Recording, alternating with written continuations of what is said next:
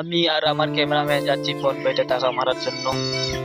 আমরা এই রাস্তা দিয়ে যাচ্ছি, ওখানে চলে আসছি। ফোন পেতে টাকা মারে আমি আর ক্যামেরাম্যান বাড়ি যাচ্ছি।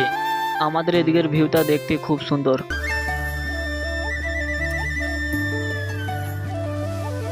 আবার দোকানে যাচ্ছি পেন ফিটিং করার জন্য। দর্জির দোকানের কাছে চলে আসছি, পেনটা ফিটিং করছে।